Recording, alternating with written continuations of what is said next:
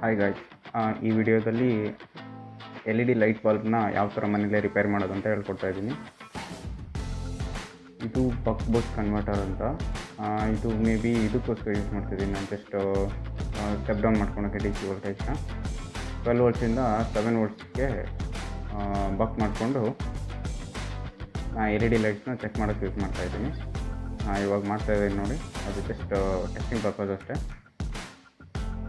ನೀವು L E D ನಿಮಗೆ right ಸೈಡಲ್ಲಿ ಕಾಣ್ತಾ ಇರ್ಬೋದು, ಎಲ್ ಇ ಡಿದು ಆ್ಯನೋಡು ಕ್ಯಾಥೋಡ್ ಯಾವ ಥರ ಇರುತ್ತೆ ಅಂತ. ಟಚ್ ಮಾಡಿದ್ರೆ ನಿಮಗೆ ಲೈಟು ಗ್ಲೋ ಅಪ್ ಆಗುತ್ತೆ. ಯಾವುದು L E D glow up ಆಗೋಲ್ಲ ಆ L E D almost burnout ಆಗಿರುತ್ತೆ. ಆ ಎಲ್ ಇ ಡಿ ರಿಮೂವ್ ಮಾಡಿಬಿಟ್ಟು ಒಂದು ಡಯೋಡ್ ಹಾಕಿದ್ರೆ ನಿಮ್ಮದು ಎಲ್ ಇ ಡಿ ಆನ್ ಆಗುತ್ತೆ. ನೆಕ್ಸ್ಟ್ ಬಲ್ಬ್ನ ಚೆಕ್ ಮಾಡ್ತಾ ಇದ್ದೀನಿ.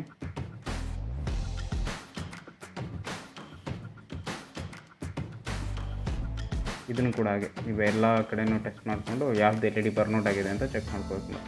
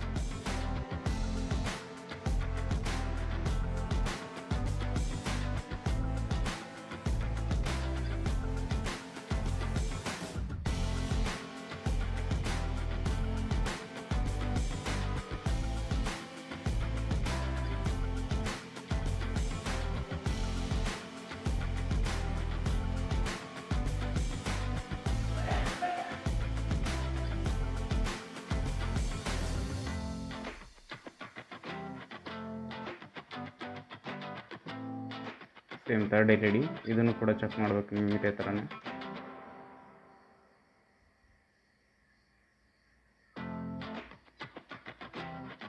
ನಾನು ಮುಂಚೆನೇ ಟೆಸ್ಟ್ ಮಾಡಿಬಿಟ್ಟು ಮಾರ್ಕ್ ಮಾಡಿಟ್ಟಿದ್ದೀನಿ. ಅದರಲ್ಲಿ ಮಾರ್ಕರಲ್ಲಿ ಮಾರ್ಕ್ ಆಗಿದೆಯಲ್ಲ,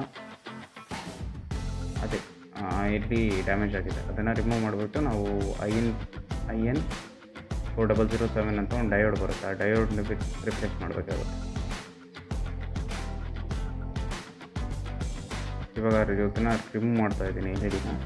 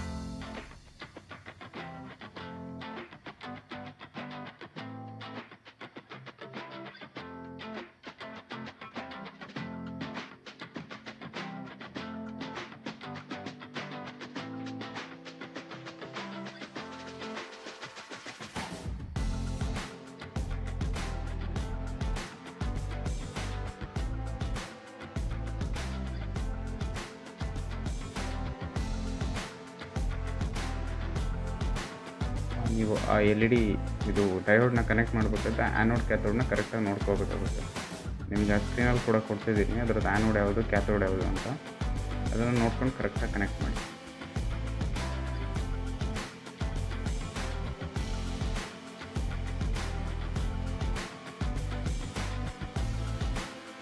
ಯೂಸ್ ಮಾಡಿಬಿಟ್ಟು ನಿಮ್ಮದು ಪ್ಲಗಿನ್ ಮಾಡಿ ನಿಮ್ಮದು L E D glow up ಆಗುತ್ತೆ. ನೆಕ್ಸ್ಟ್ ಇನ್ನೊಂದು ಬಲ್ಬಿನ ಕೂಡ ಇದೆ, ಸೇಮ್ ಇದೆ. ಅದನ್ನು ನೋಡ್ಕೊಳ್ಳಿ. ನೀವು ಬೇಕಾದ್ರೆ ನೀವೇ ಪ್ರಾಕ್ಟಿಕಲಾಗಿ ಟ್ರೈ ಮಾಡಿ.